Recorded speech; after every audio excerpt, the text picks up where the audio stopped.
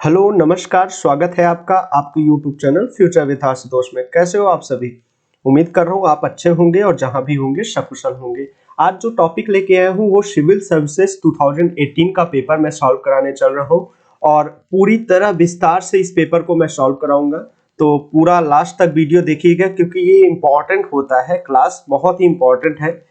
चाहे आप पेपर की दृष्टि से देखिए, आईएएस की दृष्टि से भी देखिए तो भी इम्पोर्टेंट है, पीसीएस की दृष्टि से भी देखेंगे तो भी इम्पोर्टेंट है। तो उम्मीद है आप इस पूरे क्लास को देखेंगे और आपको समझ में भी आता होगा। अगर किसी प्रकार की समस्या है तो प्लीज कमेंट करिए। आपकी कमेंट के माध्यम से मैं आपकी बातों को जानता हूं और उसको सुधारने का प्रयास करता हूं। तो चलिए, पेपर जैसा कि आपको पता है ये मैंने सिविल सर्विसेज यूपीएससी की मेन साइट से डाउनलोड किया, इसलिए कॉपीराइट आने का कोई चांस नहीं बनता, तभी मैं पेपर ही बना रहा हूं। तो यहाँ पे चलते हैं नीचे।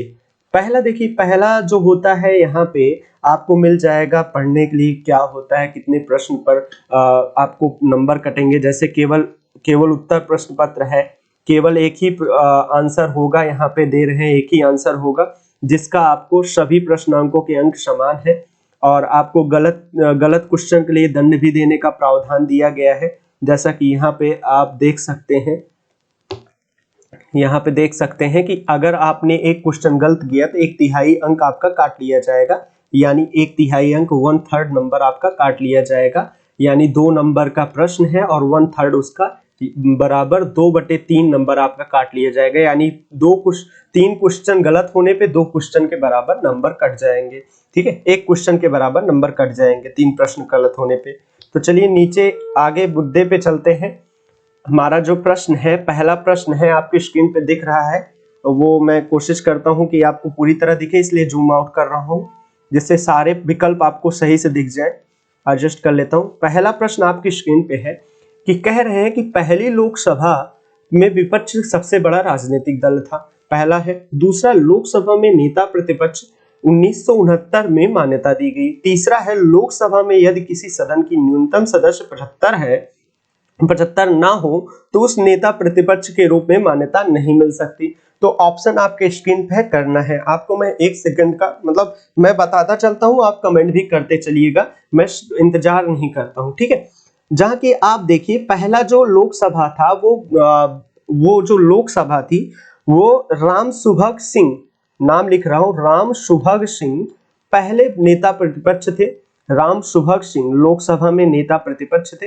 ये कब बनाए गए? 1969 में। ठीक है, ये उस समय जिसके भी नेता थे वो सीपीआई दल था। सीपीआई दल उस समय विपक्ष में हुआ करता था, जो कि एक स्वतंत्र संस्था नहीं थी, स्वतंत्र नहीं था। ठीक है, तो पहला ऑप्शन आपका गलत हो जाता है। दूसरा, लोकसभा में नेता प्रतिपक्ष का जो कॉन्सेप्ट है वो 1969 में दिया गया, मान्यता दी गई, बिल्कुल सही बात है। तीसरा, लोकसभा में यदि सदस्यों का न्यूनतम सदस्य 75 ना हो तो उसे नेता, देखिए न्यूनतम सदस्य क्या होता है? कोरम आपने सुना होगा, कोरम सुना होगा आपने। तो कोरम होता है 10%, जिसको गणपूर्ति भी बोलते हैं, गणपूर्ति भी कहते हैं। ये 10% होता है, 10% होता है। अगर और डार्क हो जाए अगर ये तो मजा आ जाए। 1 सेकेंड, ये लेता हूं। हाँ, गणपूर्ति 10% होता है और लोकसभा में सदस्यों की संख्या कितनी होती? 552। 552 का अगर आप 10% निकालिए तो होगा आपका 55.2%। ठीक है, लेकिन लोकसभा में एक्चुअल सदस्य कितने हैं? 545।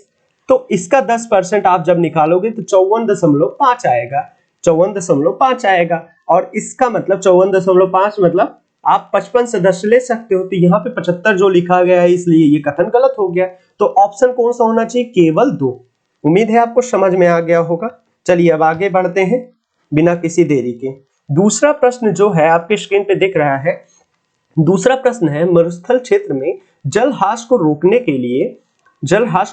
के लिए निम्नलिखित कथनों में से पर्ण रूपांतरण होता है। कौन सा होता है? कठोर और मोमी पर्ण, लघु पर्ण, पर्ण सहित जगहों पर। ये ध्यान रखिएगा, 2018 आईएएस का पेपर मैं करा रहा हूं। 2018 आईएएस के प्री का पेपर हो रहा है, फर्स्ट पेपर ध्यान दीजिएगा। कठोर मोमी, अगर आपको ध्यान दीजिएगा कि रेगिस्तान में क्या होता है? जल की कमी होती है, जल की कमी होती है। आपको पता होगा जल की कमी होती है। जल की कमी होने से जो पत्तियां होती हैं वो कौन कौन सा रूप लेती हैं? तो पत्तियां जो होती हैं वो तनों को पतला कर लेती हैं। क्या करती हैं? तनों को पतला कर लेती हैं, तनों को पतला कर लेती हैं, ठीक है। और मोमी त्वचा बना लेती हैं, मोमी त्वचा, जिससे जल की मात्रा न हो, या रेजिन कह सकता हूँ, रेजिन वाली त्वचा बना सकती हैं, या अपने पत्तों के बजाय कांटेदार पत्ते बनाती है। तो इसमें कौन सा है? कठोर और मोमी सही बात है। लघु पर्ण बिल्कुल सही नहीं है, पर्ण की जगह पे कांटों का प्रयोग करते हैं। और लघु पर्ण भी सही है, इसलिए लघु पर्ण भी सही है, छोटी पत्तियां बना लेते हैं। तो ये जो ऑप्शन है आपका डी सही हो जाएगा, ठीक है। आगे चले, आगे चलते हैं। चलिए आगे चलता हूं मैं, प्रश्न नंबर 3 की तरफ चलते हैं। प्रश्न नंबर 3 कहता है कि NSSO कौन सी बात कर रही है? NSSO की बात कर रहे हैं। 70वें चक्र के उपसंचालित कृषि कुटुंबकों की स्थिति का सर्वेक्षण के लिए अनुसार कथनों पर विचार कीजिए। राजस्थान में ग्रामीण कुटुंबों में कृषि कुटुंबों का सर्वाधिक प्रतिशत था। देश में कुल कृषि 60% से अधिक ओबीसी है। केरल में 60% से अधिक कृषि कुटुंबों का यह सूचना दी गई कि उन्हें अधिकतम आय गैर कृषि स्रोतों से प्राप्त होती है। तो ऑप्शन आपके स्क्रीन पे है, देखिए एक मिनट, देखिए कौन सा सही होना चाहिए। तो आपका जो देखिएगा, ये राजस्थान सही बात है, राजस्थान है। दूसरा ये जो 60% लिखा गया, 60% ना होके यहाँ पे आप 45% अगर लिखा होता तो इस स्टेटमेंट को सही कर सकते हैं। तो इसलिए ये स्टेटमेंट गलत हो गया। तीसरा स्टेटमेंट है बिल्कुल सही है, तीसरा स्टेटमेंट भी सही है। तो ऑप्शन कौन सा आना चाहिए? पहला और तीसरा। पहला और तीसरा आ रहा है ऑप्शन सी। तो आगे चलता हूं मैं, आगे बातें बढ़ते हैं, आगे बातें बढ़ते हैं, एक सेकंड जी, आगे बातें बढ़ते हैं। क्वेश्चन नंबर 4 की तरफ आते हैं। राष्ट्रीय हरित क्रांति, राष्ट्रीय हरित अधिग्रहण एनजीटी की बातें कर रहे हैं, एनजीटी की बातें कर रहे हैं, एनजीटी की बातें कर रहे हैं।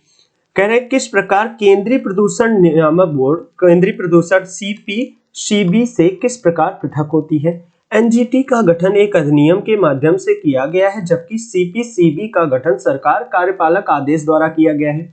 एनजीटी पर्यावरण संबंधी न्याय उपलब्ध कराता है और उच्चतम न्यायालय यानी सुप्रीम कोर्ट की बात करें कि मुकदमों का भार कम करने में सहायता करता है, जबकि सीपीसीबी झरनों और कुओं की सफाई को प्रोत्साहित करता है तथा देश में वायु की गुणवत्ता में सुधारता के लिए लक्ष्य बनाता है। तो ऑप्शन आपके स्क्रीन पे है, कौन सा होना चाहिए? तो चौथे का जो होना चाहिए, पहली बात तो देखिए, जो मैंने देखा है, ये जो सीपीसीबी है, वायु केंद्रीय प्रदूषण नियंत्रण बोर्ड, इसका गठन जो किया गया है वो किया गया जल प्रदूषण, ध्यान दीजिएगा, ये भले वायु प्रदूषण की बात की गई लेकिन ये इसका जल प्रदूषण और निवारक, जल प्रदूषण और निवारक और नियंत्रण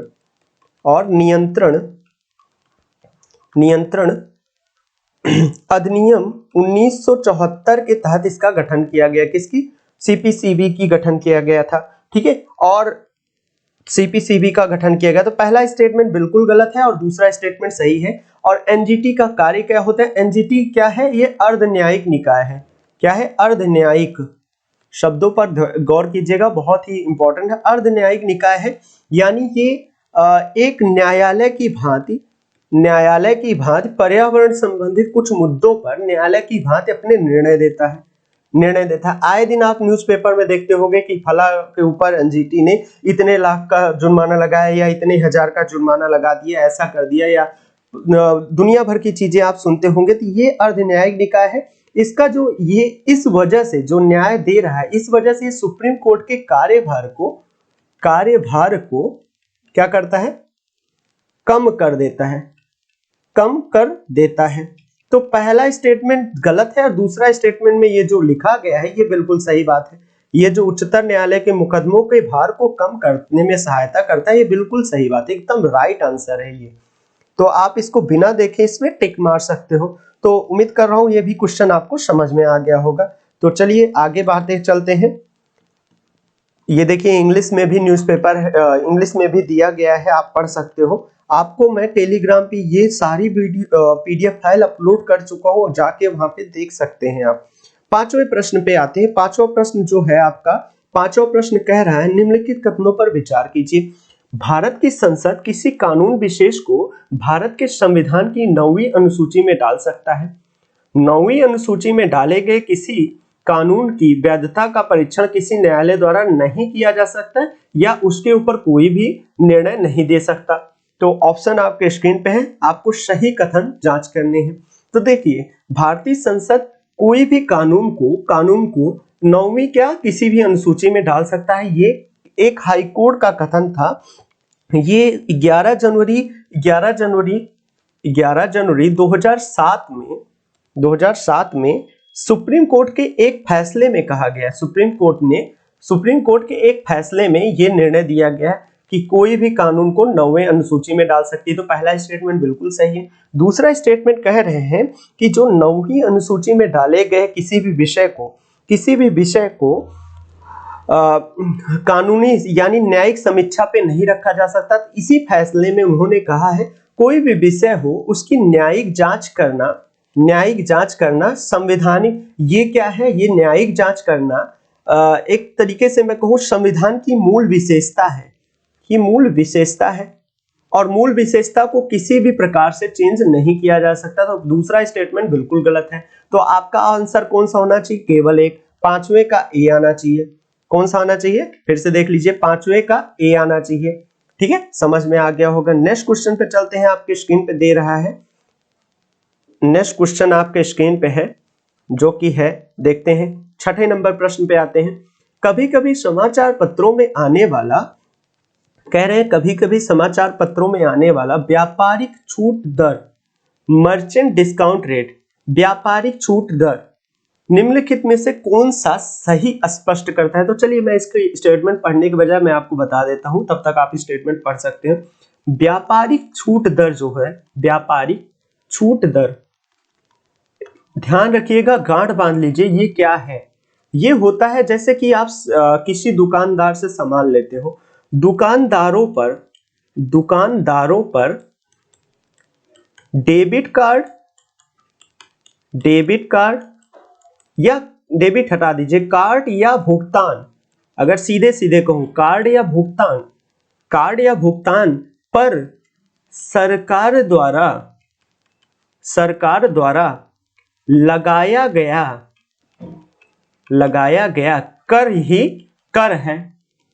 ध्यान से पढ़ लीजिए, दुकानदारों पर कार्ड या भुगतान पर, जैसे आप कोई भी करते हो, जैसे आप कार्ड से पेमेंट किए या आप फोन पे पेटीएम से पेमेंट किए, उस पे सरकार जो उन पे टैक्स लगाती है, टैक्स की बात कर रहे हैं, टैक्स जो लगाती है उसी को व्यापारिक छूट दर कहते हैं। बहुत लोग कंफ्यूजन हो जाते हैं, व्यापारिक छूट दर का मतलब कोई छूट वूट नहीं है। ध्यान दीजिएगा, समझ में आ गया? चलिए स्टेटमेंट देख लेते हैं एक बार। स्टेटमेंट में अब आपको स्टेटमेंट में देखिए, सी ऑप्शन देखिएगा, यह कि बैंक द्वारा किसी व्यापारी अपने ग्राहकों के डेबिट कार्ड से भुगतान किए जाने वाले एक शुल्क है। बिल्कुल सही स्टेटमेंट है, आप रट्टा मान लीजिए, कभी भी पूछ सकता है। तो चलिए अब आगे चलते हैं, हम आगे चलते हैं कौन से प्रश्न पे? अब प्रश्न नंबर आते हैं 7th पे। नाभिकीय पूर्तिकर्ता की बात कर रहे हैं, नाभिकीय पूर्तिकर्ता समूह की बात हो रही है। किस सदस्य बनने का परिणाम है इसकी पहुंच नवीनतम और सबसे कुशल परमाणु प्रौद्योगिकियों तक हो जाएगी। यह सुमेयो मतलब इटसेल्फ, ठीक है, अपने आप शब्द से ले रहे, अपने आप ये एनपीटी यानी नाभिकीय आयुध अप्रसार संधि का सदस्य बन जाएगा। तो आपके ऑप्शन आपके स्क्रीन पे लिखे गए हैं, कौन सा होना चाहिए? देखिएगा, ध्यान दीजिएगा, ये 7वें प्रश्न का जो दिया गया है, बिल्कुल पहला स्टेटमेंट तो एकदम याद कर लीजिए कि ये है कि ये क्या करेगा, नवीनतम नाभिकीय पहुंच आपको बना देगा। ठीक है, नवीनतम नाभिकीय पहुंच तक तो आपको बना देगा। लेकिन ये एनपीटी का सदस्य बनने के लिए कोई भी स्टेटमेंट नहीं देता। तो इसका आंसर हो जाएगा ऑप्शन ए, 7वें का ए भाई बिल्कुल सही है। ठीक है, आंसर नंबर 7 हो गया। अब चलिए नेक्स्ट पे चलते हैं, 8 नंबर पे चलते हैं। 8 नंबर प्रश्न कह रहा है अप्रवासी सत्तों द्वारा दी जाने वाली ऑनलाइन विज्ञापनों में भारत द्वारा 6% समकरण कर लगाया जाने का निर्णय के संदर्भ में निम्नलिखित में से कौन सा कथन सही है? यह आयकर अधिनियम के भाग के रूप में लागू किया गया। भारत में विज्ञापन सेवाओं देने वाले अप्रवासी सत्व अपने गृह देश में दोहरे कराधान से बचाव समझौते के अंतर्गत टैक्स क्रेडिट का दावा कर सकते हैं। ध्यान रखिएगा, एक बात मेरी ध्यान से सुनिए, ये 2018 का प्रश्न है, लेकिन 2019 और 2019 की बात करता हूँ। 2019 में आरबीआई ने एक निर्णय दिया था, उसको आपको पढ़ लीजिएगा, वहां से अभी भी प्रश्न आ सकते हैं। ये पुराना प्रश्न है, इसलिए ध्यान दीजिएगा, ये पुराना प्रश्न है, लेकिन जैसे हुआ था जो यूपीएससी ने आंसर की दिया है उसी हिसाब से मैं आपको बता देता हूँ। आगे आप यहाँ पे ये देख लीजिएगा कि कैसा है। 8वें प्रश्न का है, इसमें दे रहे हैं ऑप्शन डी दे रहे हैं, दोनों कथन गलत है। ठीक है, दोनों कथन गलत है, आप इसको देख सकते हो। ये पुराना प्रश्न है, इसलिए मैं इसको छोड़ रहा हूँ, ड्रॉप कर रहा हूँ। ठीक है, चलें आगे चलते हैं। देखिए यहाँ पे इंग्लिश में भी पढ़ सकते हो, ये देखिए ऑटोमेटिकली, जो मैंने कहा था इटसेल्फ, ये है ऑटोमेटिकली शब्द है। ध्यान दीजिएगा, इंग्लिश में भी आप देखते रहिएगा जिससे आपको चीजें समझ में आती रहे भाई। 8वां हो गया। अब 9वें प्रश्न पे आते हैं। 9वां प्रश्न कह रहा है, निम्नलिखित कथनों पर विचार कीजिए। निम्नलिखित कथनों पर विचार कीजिए। राजकीय दायित्व और बजट प्रबंधन, राजकीय दायित्व और बजट प्रबंधन FRBM। अगर आपने इकोनॉमिक्स पढ़ा हुआ है, इकोनॉमिक्स में ये बहुत ही इंपॉर्टेंट टॉपिक है। इससे अगर देखा जाए तो मेरे ख्याल से हर साल लगभग प्रश्न जरूर आता है। ठीक है, इसको देख लीजिएगा। FRBM समीक्षा समिति के प्रतिवेदन की सिफारिश की गई है कि वर्ष 2023 तक केंद्र और राज्य सरकारों को मिलाकर जीडीपी अनुपात 60% रखा जाएगा, जिसमें केंद्र सरकार 40% तथा राज्य सरकार 20% देगा।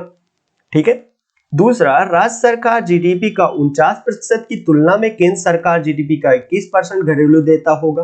तीसरा, भारत के संविधान के अनुसार यदि किसी राज्य के पास केंद्र सरकार की बकाया देता है तो उसे कोई भी ऋण देने से पहले केंद्र सरकार से सहमति लेना अनिवार्य है। कौन सा कथन सही होना चाहिए? ध्यान से देखिएगा, कौन सा कथन सही होना चाहिए। तो आपको मैं पहले तो ये दिखा देता हूं स्क्रीन पे, एक बार आपके ऑप्शन भी दिखा देता हूं। ठीक है, चलिए ऑप्शन देखिएगा, ध्यान से देखिएगा। ऑप्शन इसका जो पहला देखिए, पहले स्टेटमेंट पे देखिएगा, 9वें का सी। जी हाँ, बिल्कुल सही है। पहला स्टेटमेंट बिल्कुल सही है, पहला स्टेटमेंट एकदम सही है, और तीसरा स्टेटमेंट बिल्कुल सही है। ये जो कथन दिया गया है, अगर आपने FRBM एक्ट पढ़ा हुआ है तो उसमें ये कथन बिल्कुल 2023 तक यही कथन कहा गया है। जाहिर सी बात है, ये एकदम से सही बात है। ठीक है, उसमें कहा गया है, जो कि लिखा गया है, मैं पढ़ के आपको बताता हूँ, 40%, लेकिन वर्तमान में 49.4%, नहीं, एक सेकंड, एक मिनट, ये केंद्र को 40% और राज्य को 20% देने की बात की गई। दूसरा स्टेटमेंट बिल्कुल गलत है, तीसरा स्टेटमेंट एकदम सही है। तो ऑप्शन आपका सी सही हो जाएगा। देख लीजिएगा, एकदम फैक्ट से पूछा गया है प्रश्न है। ठीक है, 10वें प्रश्न पे आते हैं। 10वां प्रश्न देख रहे हैं, पिछले 5 वर्षों में आयातित खाद्य तेलों की मात्रा खाद्य तेलों के घरेलू उत्पादन से अधिक रही है। सरकार विशेष स्थिति के तौर पर सभी आयातित खाद्य तेलों पर किसी प्रकार की सीमा शुल्क नहीं लगाती। उपयुक्त में से कौन सा कथन सही है, इसको देखना है आपको। तो देखिए, पहला स्टेटमेंट एकदम सही है कि घरेलू उत्पादन से अधिक था 2018 के डेटा में।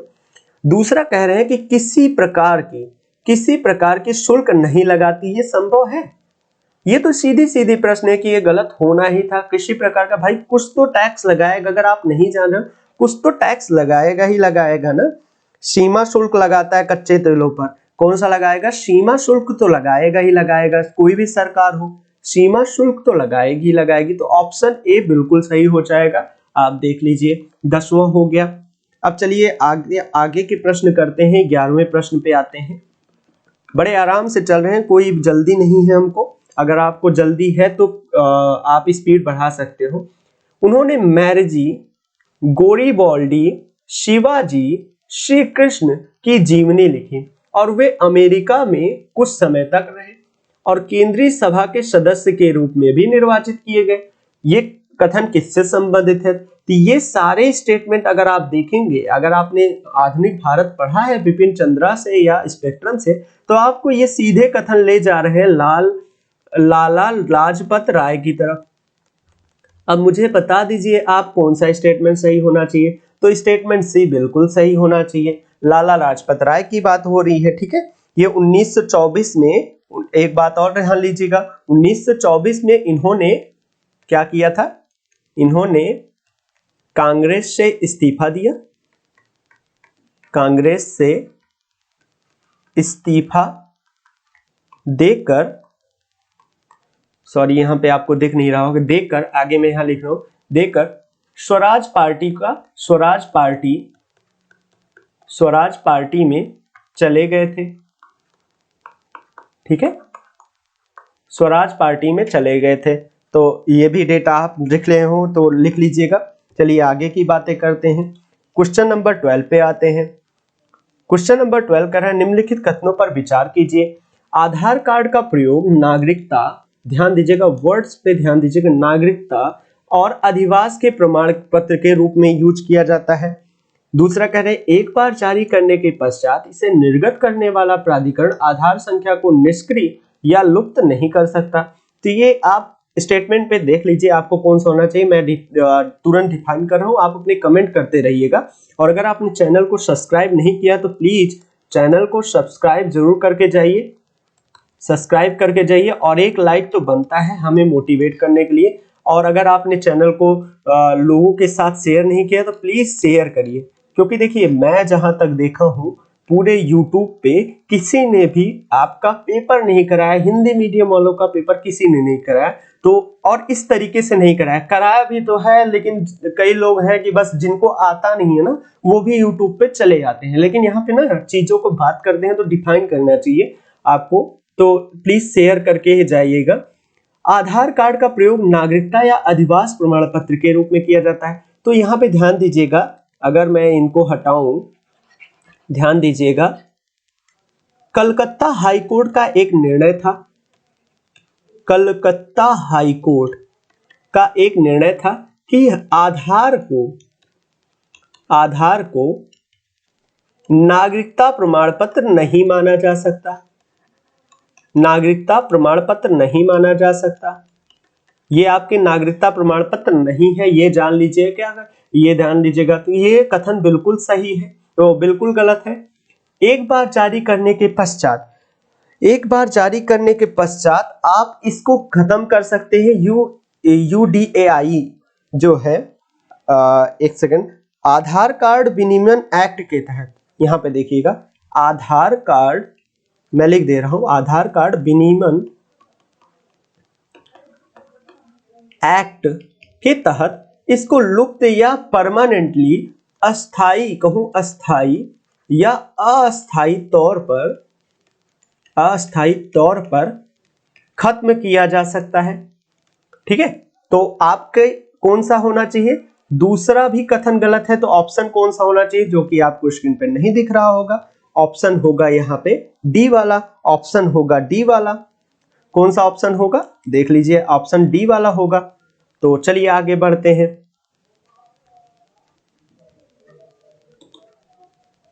चलिए आगे बढ़ते हैं। 9वां हो गया भाई। चलिए 13वें प्रश्न पे आते हैं। 13वां प्रश्न, ये प्रश्न कह रहा है, निम्नलिखित में से मानव क्रियाकलापों के द्वारा हाल ही में अधिक संकुचित या सूख गया है? अराल सागर, काला सागर, बैकाल सागर। मैंने 2018 में आईएएस की एक मतलब जियोग्राफी की मैंने बैच चलाई थी, जिसमें मैंने वर्ल्ड मैपिंग ही कराई थी आईएएस 2018 के पेपर के पहले। और मेरे क्वेश्चन से अभी भी यूट्यूब पे पड़ा हुआ है, मेरे जो क्लासेस थी उसमें से 5 से 6 प्रश्न 2018 के पेपर में आए हुए थे। तो आप समझ लीजिए कि मेरी क्लासेस का लेवल कैसा रहता है। मैं खुद से नहीं कह रहा हूं, आप पेपर मिला के देख लीजिए क्लास की लेवल कैसा रहता है। आपको बता दूं पीसीएस 2020 में भी बहुत सारे प्रश्न मेरे क्लास से आए हुए हैं। तो अगर आप ध्यान से देखेंगे तो बड़े आराम से निकल जाएगा, कोई बड़ी बात नहीं है। तो देखिए अरल सागर जो था, अरल सागर का आप अगर मैप देखे होंगे, मैप में अलग से बनाता है। अरल सागर का नदियों मतलब मानव क्रियाकलापों के द्वारा इसका संकुचन हो रहा है। क्या हो रहा है? संकुचन हो रहा है। और बैकाल झील का भी संकुचन हो रहा है। संकुचन हो रहा है। तो ऑप्शन 1 और 2 सही है। 1 और 2 सही होना चाहिए, 1 और 3 सही होना चाहिए। तो ऑप्शन डी बिल्कुल सही है। एक बार देख लिया जाए 13वां प्रश्न का ऑप्शन डी सही है। ध्यान दीजिएगा, आप इस क्वेश्चन को करने का एक तरीका और मैं आपको बता दे रहा हूं। उन झीलों को देखिए, झीलों को, जो सागर नहीं है, झीलों का ही संकुचन होता है। झीलों का ही संकुचन होता है। अगर ये कहूं जिन पे ताजे मतलब समुद्र से नहीं जुड़े हुए हैं, जो समुद्र से नहीं जुड़े हैं, जो समुद्र से नहीं जुड़े हैं उनमें संकुचन होगा। काला सागर समुद्र से जुड़ा हुआ है, आप जानते हैं ये समुद्र से जुड़ा है, तो इसका संकुचन बहुत कम चांसेस है। अरल सागर बीच में है, बैकाल झील बीच में है। तो ये दोनों आप टिक मार सकते हो, उससे भी कर सकते हो। ये आप ऑप्शन डी के साथ जा सकते हो। ठीक है, समझ में आ गया होगा। चलिए आगे बढ़ते हैं, नेक्स्ट प्रश्न पे आते हैं भाई। नेक्स्ट प्रश्न है आपका 14वां। विधि का नियम सूचकांक, रूल ऑफ लॉ इंडेक्स, किसकी बात हो रही है? Rule of law index, rule of law index की बात हो रही है, किसके द्वारा जारी किया जाता है? तो इसका आप सीधे सीधे विश्व न्याय परियोजना की बात कर सकते हैं। ये अमेरिका की एक परियोजना है, इसके बारे में देख लीजिए। अमेरिका की एक परियोजना कह रहा हूं, अमेरिका का एक स्वतंत्र निकाय है, एनजीओ है, बहुनियामी स्वतंत्र निकाय है, जिसकी स्थापना 2006 में की गई थी। इसका हेडक्वार्टर जो है वॉशिंगटन डीसी था। वॉशिंगटन डीसी है, वॉशिंगटन डीसी है। ठीक है, वॉशिंगटन डीसी है। तो आपको उम्मीद है ये चीजें समझ में आ गई होंगी। नेक्स्ट प्रश्न पे चलते हैं। नेक्स्ट प्रश्न है 15वां। ये भी एकदम सीधा प्रश्न है, अगर आपने ध्यान से पढ़ा होगा। सभी एटीएम, भारत में सभी एटीएम को जोड़ता है।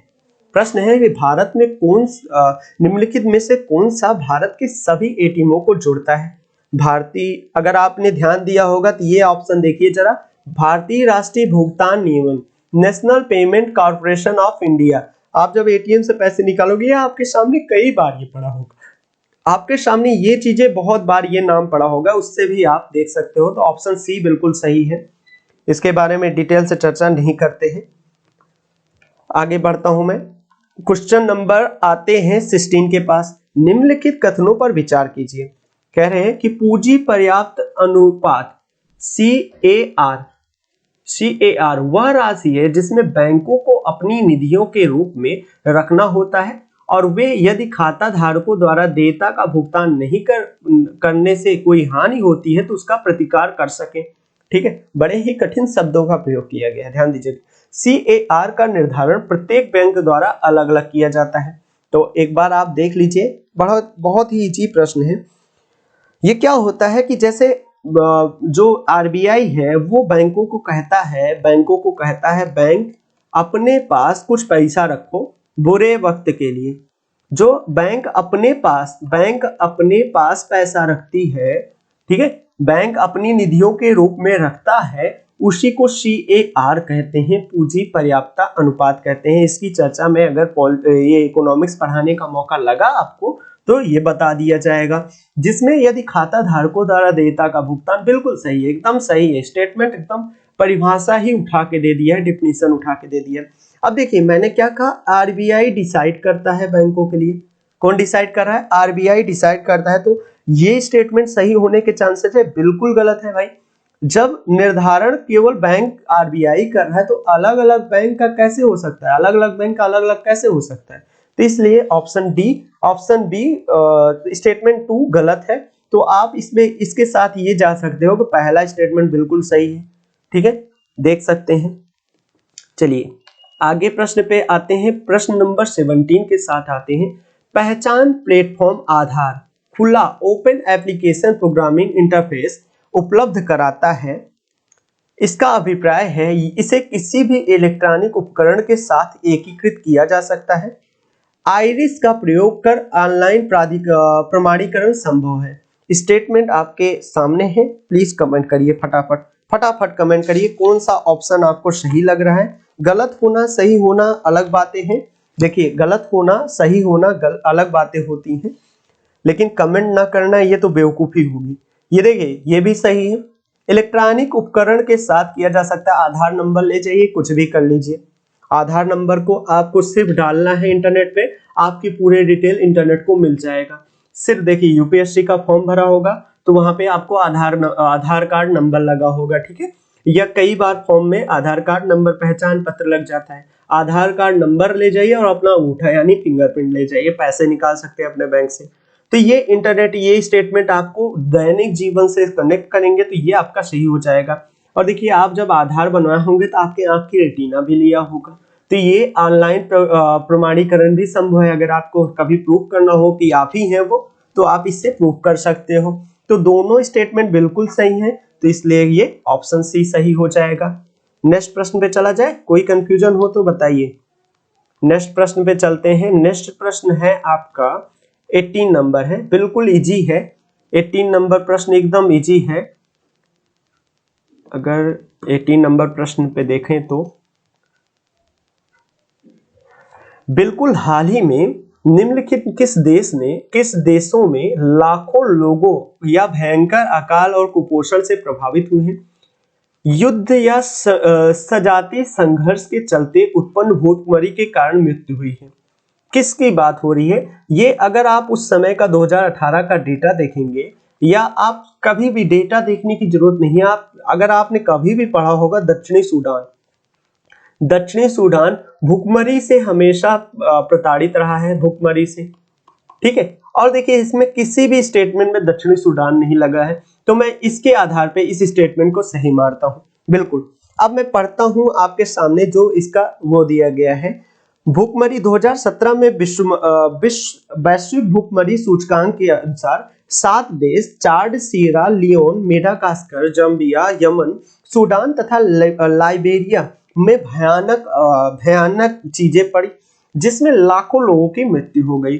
तो स्टेटमेंट 4 एकदम सही हो जाएगा, आप देख लीजिए। चलिए नेक्स्ट प्रश्न पे आते हैं, बहुत ही इंपॉर्टेंट प्रश्न है आपका। नेक्स्ट प्रश्न जो है बहुत ही इंपॉर्टेंट प्रश्न है।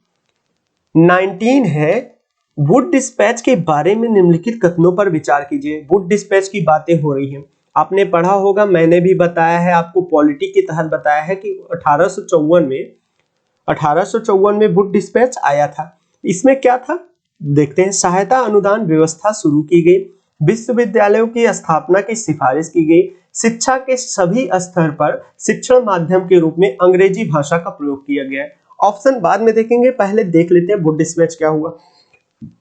वुड डिस्पैच जो आया था, इसका मुख्य उद्देश्य तो सही देखा जाए कि अंग्रेजी पाश्चात्य शिक्षा को लाना था, पाश्चात्य शिक्षा को लाना था, पाश्चात्य शिक्षा को लाना था। लेकिन पाश्चात्य शिक्षा के साथ साथ जो लोकल लैंग्वेज है, लोकल लैंग्वेज में शिक्षा को यानी स्थानीय तौर पे शिक्षा को बढ़ावा देने की भी बात वुड डिस्पैच में की गई।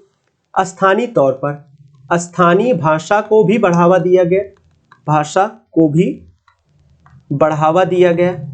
जो मैं लिख रहा हूं ये लिख लीजिएगा, बहुत इंपॉर्टेंट है, बहुत ही अनुभव से मैं बोल रहा हूं, ठीक है। दूसरा देखा जाए, इसने लंदन विश्वविद्यालय के आधार पर, लंदन विश्वविद्यालय के आधार पर कलकत्ता विश्वविद्यालय की स्थापना की सिफारिश की, ठीक है। कलकत्ता विश्वविद्यालय की स्थापना की सिफारिश की। साथ ही इसने अनुदान यानी पैसे देने के लिए, अनुदान यानी पैसा देने की भी वकालत की, ठीक है। अगर देखिए अब मैं दूसरे पेन से स्टेटमेंट पे देखता हूं। पहला स्टेटमेंट जो आपको दिख रहा है, मेरी राइटिंग के पीछे ध्यान से देखना पड़ेगा आपको। सहायता अनुदान व्यवस्था ग्रांड इन की शुरुआत की गई, ये बिल्कुल सही है। दूसरा, विश्वविद्यालय की स्थापना की सिफारिश की गई। इसमें सभी स्तरों पर, यहाँ पे देखिए सभी स्तर पर, शिक्षा के सभी स्तर पर अंग्रेजी की सिफारिश की गई। और मैंने क्या लिखा है, ध्यान दीजिएगा, मैंने क्या लिखा है, स्थानीय भाषाओं को भी बढ़ावा देने की बात की गई। सभी, ऑल के बारे में ये स्टेटमेंट कुछ अलग नहीं लग रहा है, तो आप इस स्टेटमेंट को देख सकते हैं कि तीसरा स्टेटमेंट गलत हो जाएगा।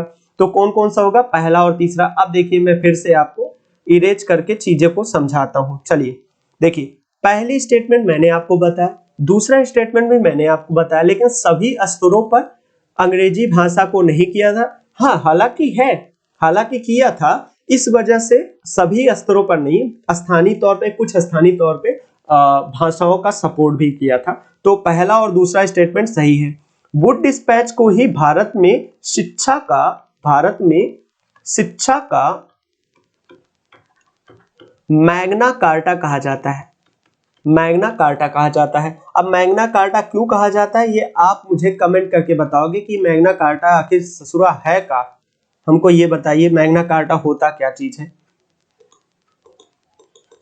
यहीं से तो खुला था पेन भाई, खुल जा। हाँ, एक मिनट भाई, सिलेक्ट कर लिया जाए। मैग्ना कार्टा आप कमेंट करके मुझे बताइएगा कि मैग्ना कार्टा क्या होता है, ठीक है। सभी को कमेंट करना है प्लीज, सभी कमेंट करेंगे तभी मजा आएगा। नेक्स्ट प्रश्न पे आते हैं। नेक्स्ट प्रश्न है, भारत की संसद के संदर्भ में निम्नलिखित में से कौन सा संसदीय समिति की इनकी समीक्षा करती है और सदन को सूचित करती है कि जो विनिमय नियम, उपनियम आदि बनाने की शक्तियां संविधान द्वारा प्रदत्त है या सदन द्वारा प्रयोजित है, उनकी कार्यपालिका द्वारा इन प्रयोजनों की परिधि के भीतर उचित प्रयोग किया गया। ये बात हो रही है अधीनस्थ विधान संबंधी परिषद की। अगर आप पॉलिटी की लक्ष्मीकांत पढ़ेंगे ना, लक्ष्मीकांत पढ़े होंगे, तो आपको ये स्टेटमेंट बिल्कुल, मतलब ये ऑप्शन देखने की जरूरत नहीं, आपको रटा होना चाहिए ऐसे, तो आप इसको देख सकते हैं, ठीक है। दूसरा स्टेटमेंट बिल्कुल सही है। इसमें कुछ एक्सप्लेनेशन देने की कोई जरूरत नहीं, क्योंकि ये एकदम लाइन बाय लाइन है, ठीक है, लाइन बाय लाइन है। तो ऑप्शन नंबर 21 के साथ आते हैं।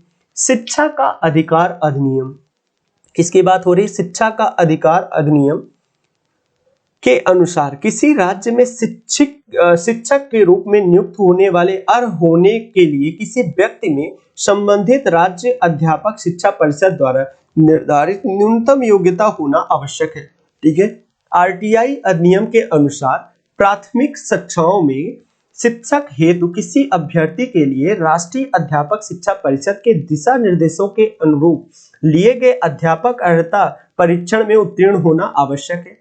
भारत में 90% से अधिक अध्यापक शिक्षा संस्थान प्रत्यक्ष रूप से राज्य के अधीन आते हैं।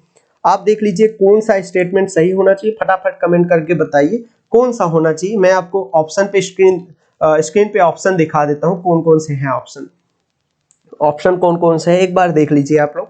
थोड़ा बड़ा प्रश्न है ये, थोड़ा बड़ा प्रश्न है, देखिएगा। पहला जो कह रहे हैं, पहला स्टेटमेंट ध्यान से देखिएगा, ये बिल्कुल सही कह रहे हैं कि अर्हता के लिए न्यूनतम योग्यता होना आवश्यक है। सही बात है, न्यूनतम योग्यता मांगता है कि भैया आपने, अगर आप किसी चीज के लिए देखिए कि अगर आप प्रोफेसर बनने चल रहे हो तो आपके पास आपने पीएचडी कर रखी हो, ठीक है। एक छोटा सा, अगर आप 8 तक का हो रहे हो तो सीटेट या यूपी टेट, पता नहीं क्या क्या होता है, कौन कौन सा टेट होता है, और सुपर टेट, दुनिया भर का टेट होता है। यूपी में अगर आप देख लीजिए ना, मैं तो परेशान हो गया उन टेटों से, इतना ज्यादा होता है। ये स्टेटमेंट बिल्कुल सही है। दूसरा स्टेटमेंट, अधिनियम के अनुसार कक्षाओं में शिक्षण हेतु किसी अभ्यर्थी के लिए बिल्कुल ये निर्धारित होना चाहिए। तीसरा है 90% से अधिक। अगर इतना ज्यादा डेटा कभी भी दे दे तो अभी भी जान लीजिएगा, आंख बंद करके गलत मार दीजिएगा, ठीक है। तो ऑप्शन 1 और 2 के साथ जाते हैं और ऑप्शन ए बिल्कुल सही हो जाएगा। 21 क्वेश्चन, ओके। 22वें नंबर प्रश्न पे आते हैं और देखते हैं 22वां नंबर प्रश्न क्या कह रहा है। कह रहे चापकार कूट त्योहार मिजोरम से है, बिल्कुल सही है। खोंडकार पर्वत गीत ये गलत है, मणिपुर से नहीं है। थांगटा नृत्य सिक्किम से है, बिल्कुल सही है। थांगटा नृत्य का मतलब होता है, थांग का मतलब होता है तलवार, क्या होता है, तलवार, ठीक है। और टा का मतलब होता है भाला, टा का मतलब होता है भाला, भाला, भाला समझते हैं ना, वो लंबा सा सरिये जैसा और नुकीला होता है भाला। इनका नाटकीय नृत्य होता है, नाटकीय नृत्य होता है या काल्पनिक नृत्य कहूं, नृत्य होता है और उससे होता है। तो ऑप्शन नंबर बी के साथ जाते हैं, बिल्कुल सही है ऑप्शन नंबर बी। तो आगे बढ़ता हूं, आगे बढ़ते हैं और देखते हैं क्या है। क्वेश्चन नंबर 23 के पास पहुंचते हैं हम। 23 पहले स्टेटमेंट पढ़ लेते हैं। ये बात हो रही है खाद्य सुरक्षा अधिनियम, खाद्य सुरक्षा और मानक अधिनियम 2006 की बातें हो रही है। किसकी बातें हो रही हैं? खाद्य सुरक्षा अधिनियम की बातें हो रही है, जिसे हम फसाई नाम से जानते हैं। आपने देखा होगा दवाई के पीछे फसाई होता है। ये 2006 में यह अधिनियम लाया गया था, लेकिन 2011 में राष्ट्रपति के सिग्नेचर के बाद, राष्ट्रपति के सिग्नेचर के बाद, राष्ट्रपति के सहमति कहूं, सहमति के बाद अधिनियम बना। ठीक है, कब अधिनियम बना? 2011 में अधिनियम बना। खाद्य अपशिष्ट के रोकथाम अधिनियम 1954 को प्रतिस्थापित किया गया। बिल्कुल सही है, ये प्रतिस्थापित ही कर रहा था। 1954 के एक अधिनियम को प्रतिस्थापित किया था, बिल्कुल सही है। भारतीय खाद्य सुरक्षा एवं मानक प्रणाली केंद्रीय स्वास्थ्य और परिवार कल्याण मंत्रालय में स्वास्थ्य सेवा महानिदेशक के प्रभार में होता है, बिल्कुल गलत बात है। ये एक स्वतंत्र संस्था है, ये एक स्वतंत्र संस्था है जिसके किसी के अधीन नहीं होता। ठीक है, परिवार कल्याण मंत्रालय के अंतर्गत ये स्वायत्त संस्था है, क्षमा करिएगा, स्वायत्त संस्था है, ये स्वतंत्र नहीं स्वायत्त संस्था है। ठीक है, तो ऑप्शन ए के साथ जाएंगे, ऑप्शन ए बिल्कुल सही होगा। देख लीजिए आपके स्क्रीन पे आपको दिखा रहा हूं, ऑप्शन ए देखिए, ऑप्शन ए इसका सही हो जाएगा। चलिए नेक्स्ट प्रश्न पे आते हैं, 24 पे आते हैं। 24 कहता है कभी कभी समाचार पत्रों पे उल्लेखित टू स्टेट रेजुलेशन संबंधित है। ऑप्शन आपके स्क्रीन पे है, एक बार देख लीजिए। टू स्टेट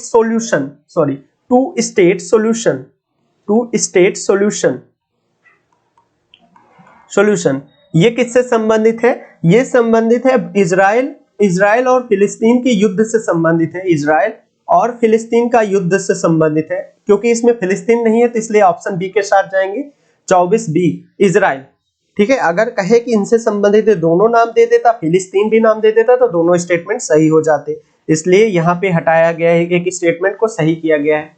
तो चलिए आगे देख लेते हैं, प्रश्न नंबर 25 पे आते हैं। 25 कहता है कि राष्ट्रीय खाद्य सुरक्षा अधिनियम 2013 के अधीन बनाए गए उपबंधों के संदर्भ में निम्नलिखित कथनों पर विचार करना है। केवल एक ही परिवार की सहायता प्राप्त खाद्यान्न लेने की पात्रता रखते हैं, गरीबी रेखा के नीचे की श्रेणी में आते हैं, जो गरीबी रेखा के श्रेणी के नीचे आते हैं, जिसे बीपीएल भी कहते हैं। बीपीएल आपने सुना होगा अगर आप ग्रामीण क्षेत्र से बिलोंग करते हैं। परिवार में 18 वर्ष या उससे अधिक उम्र की सबसे अधिक उम्र वाली महिला ही राशन कार्ड निर्गत करने के लिए प्रयोजन से परिवार का मुखिया होगी। गर्भवती महिलाओं और दूध पिलाने वाली माताओं गर्भावस्था के दौरान और उसके 6 महीने बाद तक प्रतिदिन 1600 कैलोरी वाला राशन घर ला सकती है। इसमें सही कथनों को देखना है, देख लीजिए 25 में देखिएगा, ये स्टेटमेंट बिल्कुल सही है, लेकिन पहला वाला जो है ये गलत है। ठीक है, यहाँ पे बीपीएल की बातें नहीं की गई थी, यहाँ पे ग्रामीण आबादी को कुपोषण से हटाने के लिए बात किए गए थे। और गर्भवती महिलाओं के लिए, गर्भवती महिलाओं को 6000 से कम रुपए नहीं दिया जा सकता, प्रति माह 6000 रुपए देना चाहिए। तो ऑप्शन बी एकदम सही होगा, 25 का बी एकदम सही होगा, जैसा कि आंसर की दिया गया है आईएएस ने। ठीक है, आगे चले, कोई कंफ्यूजन हो तो बताइए। 26 पे आते हैं। भारत में माल के भौगोलिक संकेतन जिसे कहते हैं जीआई टैग आजकल बड़ा ही प्रचलित रहा है के अधिनियम, एक सेकंड आपको ऊपर कर दूं, नहीं तो दिखेगा ही नहीं आपको, एक सेकंड, नहीं तो आप दिखेगा ही नहीं तो फिर कहोगे कि सर नहीं दिख रहा है, कमेंट करोगे। एक सेकंड, हाँ, भौगोलिक अधिनियम 1999 निम्नलिखित में से किससे संबंधित दायित्वों का अनुपालन के लिए लागू किया गया था? ये पूछ रहे हैं किससे संबंधित दायित्वों का। क्योंकि ये माल माल की बात हो रही है, आयात निर्यात की बात हो रही है, व्यापार से संबंधित है। ध्यान दीजिए, व्यापार से संबंधित है और व्यापार को अधिनियम करने का एकमात्र है WTO। WTO, तो ऑप्शन नंबर डी के साथ जाएंगे, बिल्कुल सही है। आपके स्क्रीन पे WTO दिख रहा है, एकदम सही है। निम्नलिखित कथनों पर विचार कीजिए। आगे चलते हैं, 27 क्वेश्चन पे आते हैं। 27 क्वेश्चन कहता है, निम्नलिखित कथनों पर विचार कीजिए। भारत में राज्य सरकारों को गैर कोयला खदानों की नीलामी का अधिकार नहीं है। ठीक है। आंध्र प्रदेश झारखंड में सोने की खदानें नहीं पाई जाती, राजस्थान में लौह अयस्क की खदानें पाई जाती। सही करिए, आंध्र प्रदेश और झारखंड में लोहे की खदानें नहीं पाई जाती, एकदम याद है ना। गलत बात है भाई, कुछ न कुछ तो पाई जाती है, ऐसा नहीं है कि एकदम से नहीं पाई जाती, बहुत माइन्यूट मात्रा में पाई जाती है। किसकी बात करें? सोने की खदानों की बात करें तो ये स्टेटमेंट मैं गलत काट रहा हूँ। 27 का ये स्टेटमेंट गलत काट रहा हूँ। कोयले के लिए अधिकार नहीं है राज्य सरकारों का, ये भी गलत है, क्योंकि भाई अधिकार है, कोयला वगैरह समवर्ती सूची में आता है। तो तीसरा ऑप्शन बचा, तीसरा ऑप्शन है लौह अयस्क की खदानें, बिल्कुल सही बात है, लौह अयस्क की खदानें है, तो ऑप्शन नंबर डी एकदम सही होगा। ठीक है, कोई कंफ्यूजन नहीं होना चाहिए। चलिए आगे चलते हैं, नेक्स्ट प्रश्न पे चलते हैं। नेक्स्ट प्रश्न होना चाहिए हमारा 28 होना चाहिए। 28, भारतीय डिजिटल भुगतान के संदर्भ पे निम्नलिखित कथनों पर विचार कीजिए। निम्नलिखित कथनों पर विचार कीजिए। भीम ऐप का उपयोग करने के लिए यह यूपीआई सक्षम बैंक खाते से किसी धन के हस्तांतरण करना संभव हो पाता है। यहाँ एक चिप डेबिट कार्ड प्रमाणीकरण के 4 घटक होते हैं, भीम पे ऐसे 2 घटक होते हैं। तो ऑप्शन आपकी स्क्रीन पे है, एक बार देख लीजिए। देखिए ये बिल्कुल सही है, भीम ऐप जो है वो भुगतान करने के लिए आसानी बनाए। अगर आप करते होंगे फोन पे, पेटीएम और भीम ऐप यूज करते होंगे तो ये पहला स्टेटमेंट आपको एकदम सही लगना चाहिए। दूसरा है, चिप आधारित डेबिट कार्ड के 4 घटक होते हैं और भीम के 2 घटक होते हैं, ये बिल्कुल गलत है। 2 घटक नहीं होते, 3 घटक होते हैं। कितने? 3 घटक होते हैं। कौन कौन से? आपके पास मोबाइल नंबर होना चाहिए, मोबाइल नंबर और उसका सिम होना चाहिए, मोबाइल नंबर सिम होना चाहिए। वो नंबर किसी बैंक खाते से जुड़ा होना चाहिए, ठीक है।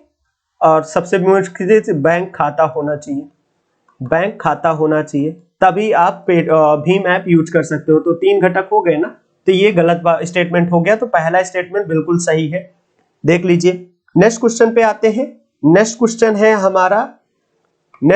है 29 पे आते हैं। निम्नलिखित कथनों में कौन सा शहर दिल्ली के समीप है? किसकी बात कर रहे हैं? दिल्ली के सबसे समीप देशांतर पर स्थित है। दिल्ली के सबसे समीप देशांतर की बात कर रहे हैं। 28 की बातें हो रही है। 28 में कह रहे हैं दिल्ली के सबसे समीप कौन है। देखिए, अगर मैं मैप बनाने की कोशिश करूं, छोटा सा मैप बनाता हूं, बहुत अच्छा तो नहीं बनेगा, लेकिन आप समझ लीजिएगा, आपको समझाने के लिए मैं यहाँ पे मैप बनाता हूँ। मैं मैप बहुत अच्छा बनाता हूँ, यहाँ मोबाइल स्क्रीन पे बनाना थोड़ा सा कठिन हो जाता है। ठीक है, ये रहा दिल्ली और ये रहा बंगलुरु और यहाँ पे है नागपुर। ठीक है, और कौन सा है? हैदराबाद शहर कुछ इस तरीके से यहाँ पे पड़ेगा।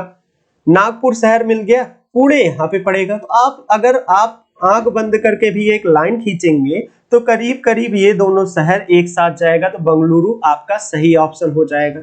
ठीक है, बंगलुरु आपका सही ऑप्शन हो जाएगा। देख लीजिए, महाराष्ट्र में ये नागपुर कुछ इस तरीके से पड़ेगा।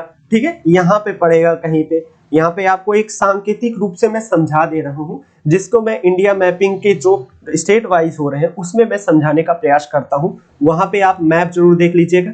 इंडियन मैपिंग की मेरी जो क्लासेस चल रही हैं स्टेट वाइज उनको देख लीजिए, प्लीज देखा करिए, वो बहुत इंपॉर्टेंट है। जैसा कि आपको जितने भी प्रश्न करा रहा हूँ, ये प्रश्न मैंने करा दिया है वहां पे, और 2018 में भी ये प्रश्न मैंने करा दिया था।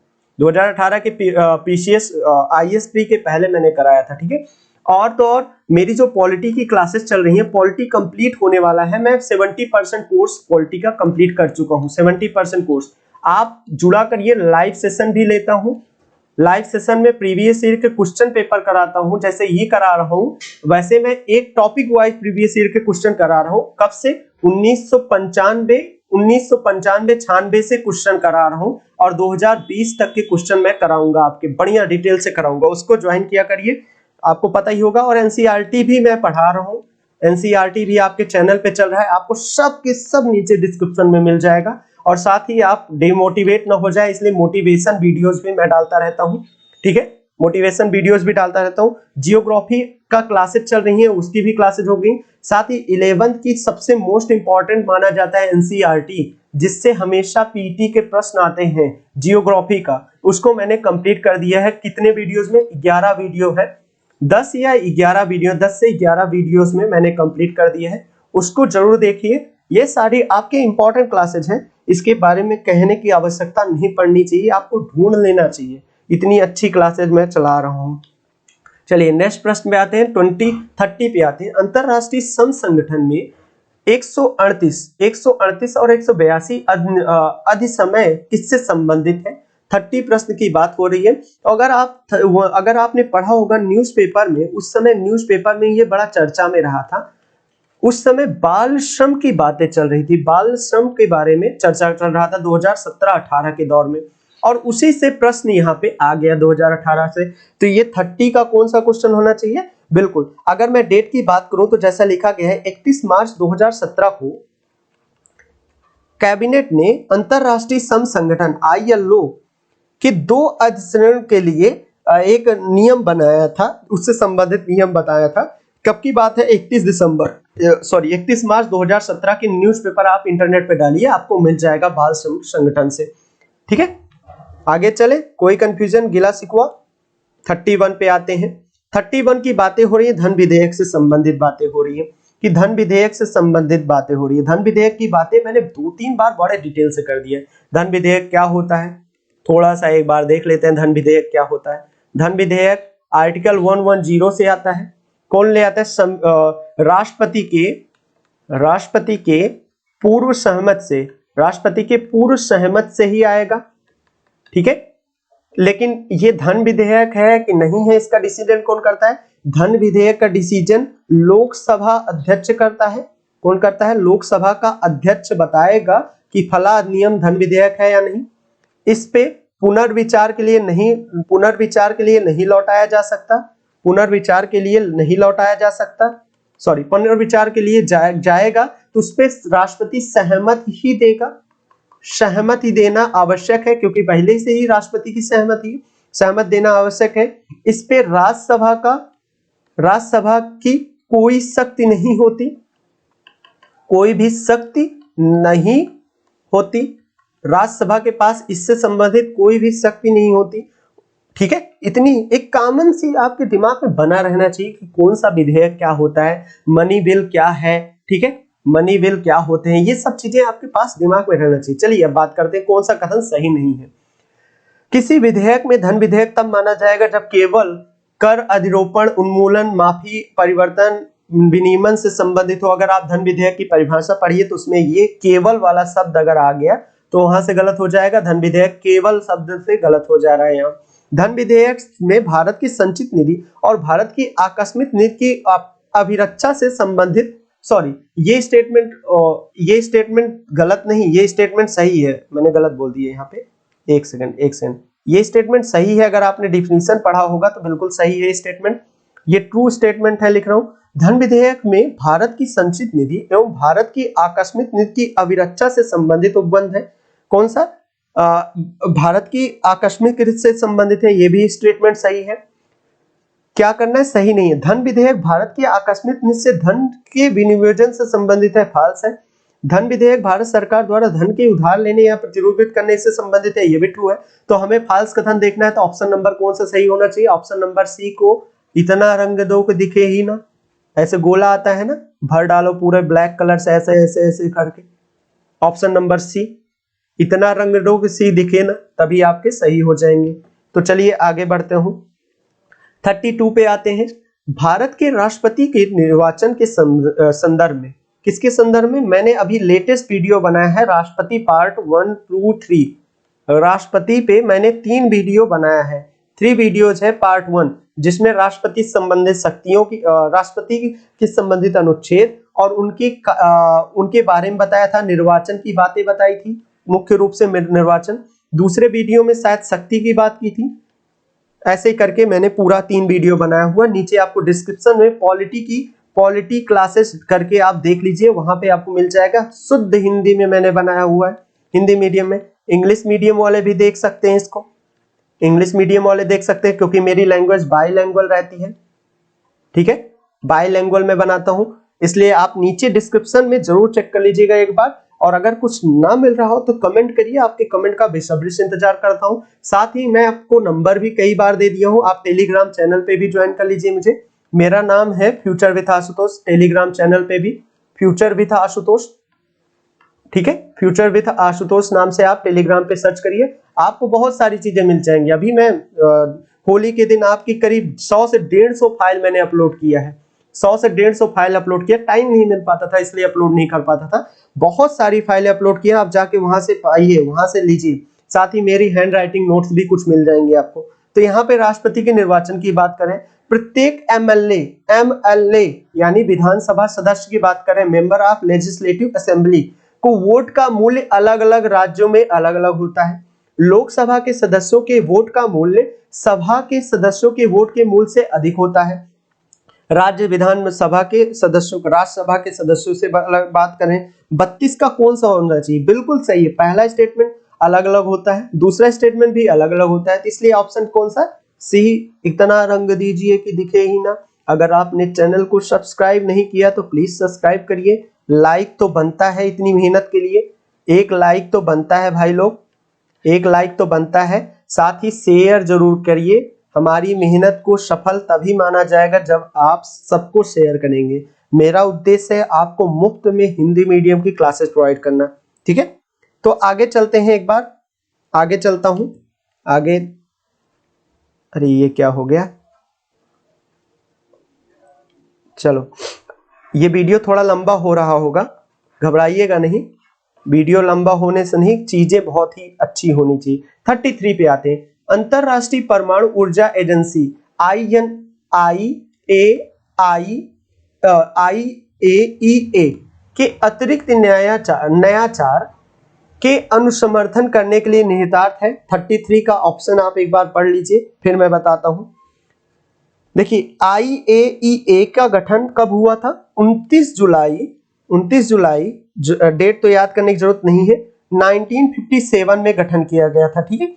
इसका मुख्यालय जो हेडक्वार्टर है कहां पे है? वियना में, वियना यानी ऑस्ट्रिया, कहां पे? ऑस्ट्रिया, वियना ऑस्ट्रिया में है। ये एक स्वायत्त विश्व संस्था है, ठीक है, स्वायत्त विश्व संस्था है, ध्यान रखिएगा, कतई भूलिएगा नहीं, ठीक है। इंपॉर्टेंट प्रश्न की लिस्ट में आते हैं अक्सर। ये परमाणु संधि जो होता है ना, ये चर्चा में रहता है। जैसे थोड़ा सा भी अगर भारत पाकिस्तान के बीच में रिश्तों को लेके कड़वाहट आई, तुरंत क्या करेगा? ये संबंधित आ जाएगा, क्योंकि ये भारत हुआ और उधर पाकिस्तान हुआ, दोनों परमाणु संपन्न है, ठीक है। और उधर अगर भारत और उधर यूएसए और नॉर्थ कोरिया की बात होती रहती है, नॉर्थ कोरिया में अक्सर झड़प होती रहती है। अभी हाल में देखा होगा आपने, न्यूज़पेपर पढ़ा होगा कि इन दोनों का बड़ा झड़प होता रहता है, चाहे जितना कह दें ये दोनों, इधर तो चिनपिंग पता नहीं क्या करते रहते हैं ये सब, ठीक है। आगे बातें उस पे कभी इंटरनेशनल रिलेशनशिप पे बातें करने की मौका लगेगा ना, तो मैं विस्तार से बातें करूंगा, एक एक कड़ी को सॉल्व करूंगा, बस आपके समर्थन की बहुत जरूरत है, ठीक है। तो इसका ऑप्शन देख लीजिएगा, मैंने बता दिया आपको, विश्व परमाणु ऊर्जा में शांतिपूर्ण। इसका जो उद्देश्य की बात करूं, उद्देश्य क्या है इसका? विश्व परमाणु ऊर्जा का शांतिपूर्ण प्रयोग कराना, शांतिपूर्ण प्रयोग, क्या? शांतिपूर्ण प्रयोग होना चाहिए, क्या होना चाहिए? शांतिपूर्ण प्रयोग। तो अब देखिए क्या होता है, ऑप्शन में आते हैं। ऑप्शन नंबर 33 का कौन सा सही होना चाहिए? बिल्कुल, असैनिक परमाणु रिएक्टर के लिए रक्षा उपयोगी करना, ठीक है। ऑप्शन एक बार आपको मिटा के दिखाता हूं, 33 का ऑप्शन नंबर ए सही है, पढ़ लीजिए आपका। जिसका सही हो रहा बहुत बहुत बधाइए, कभी आइएगा हम मिठाई खिलाएंगे आपको। चलिए आगे चलता हूं, 34 पे आते हैं। 34, निम्नलिखित कथनों पर विचार कीजिए, देशों पर विचार कीजिए। ये कह रहे हैं कि आसियान के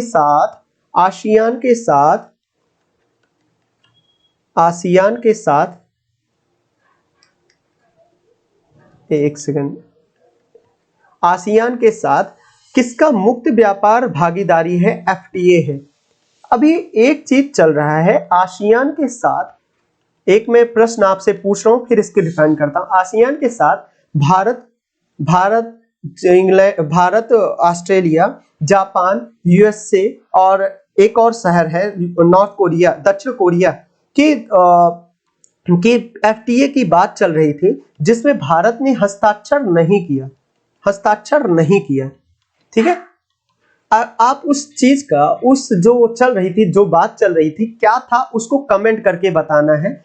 क्या था वो, क्या था भाई, उसको कमेंट करके आपको बताना है। अगर आप मेरे प्रश्न को समझ रहे हो तो मैं क्या पूछना चाह रहा हूं, ठीक है, तो आप कमेंट करके बताइएगा। चलिए इसको डिफाइन करते हैं। कह रहे हैं आसियान के साथ किसका मुक्त व्यापार क्षेत्र है, 34 का। किसका मुक्त व्यापार क्षेत्र है? पहला देखिए ऑस्ट्रेलिया है, दूसरा चीन है, भारत है, ठीक है, और जापान है। लेकिन अब ध्यान दीजिएगा ये 2018 का प्रश्न है। 2019 में भारत ने सिग्नेचर नहीं किया, इसलिए भारत नहीं होगा। अगर आज के प्रश्न के पॉइंट ऑफ व्यू से देखा जाए तो, ठीक है। वैसे आसियान के साथ डायरेक्ट पूछा है तो ये सही हो जाएगा, तो ऑप्शन नंबर सी एकदम सही हो जाएगा। यूएसए गलत है, कनाडा नहीं है, उसमें यूएसए और कनाडा की बात नहीं की गई है। तो उम्मीद है आपको समझ में आ गया होगा। चलिए अब बातें करते हैं आगे। अब बातें करते हैं 34 हो गया, 35 की बातें करते हैं। जलवायु अनुकूली कृषि के लिए, किसकी बात करें, जलवायु अनुकूली कृषि के लिए वैश्विक सहसंबंध, ठीक है, के संदर्भ में निम्नलिखित कौन सा कथन सही है? GACSA 2015 में पेरिस में जलवायु शिखर सम्मेलन का एक परिणाम है, ठीक है। GACSA में सदस्यता से कोई बंधनकारी दायित्व उत्पन्न नहीं होता। GSA के निर्माण में भारत साधक भूमिका थी। आपके स्क्रीन पे आपके ऑप्शन दिख रहे हैं, एक बार देख लीजिए। 35 का कौन सा होना चाहिए, 35 का कौन सा होना चाहिए? देखिए यहाँ पे जो पेरिस लिखा है ये न्यूयॉर्क में हुआ था, जो न्यूयॉर्क में हुआ था 2015 में। ये जो सम्मेलन 2015 में सम्मेलन हुआ था उसका परिणाम है। जलवायु शिखर सम्मेलन न्यूयॉर्क में हुआ था, उसका परिणाम है। तो पेरिस लिखने की वजह से ये स्टेटमेंट गलत हो गया। ये सदस्यता बंधनकारी दायित्व तो नहीं देता, ये एकदम सही बात है। कोई भी बाध्यता नहीं देता, बाध्यता नहीं है, सदस्यता पर कोई बाध्यता परिणाम नहीं देता, और भारत का कोई रोल नहीं है। तो स्टेटमेंट बी एकदम सही होगा। केवल 2 सही होना चाहिए, बिल्कुल सही है भाई। देख लीजिए आपके स्क्रीन पे आपका ऑप्शन दिख रहा है। चलिए आगे चलते हैं, 36 पे देखते हैं। 36 क्या कहता है भाई? 36 कह रहा है निम्नलिखित कथनों पे कौन सा भारत सरकार का डिजिटल इंडिया प्रोग्राम का उद्देश्य है? डिजिटल इंडिया प्रोग्राम कब आया था?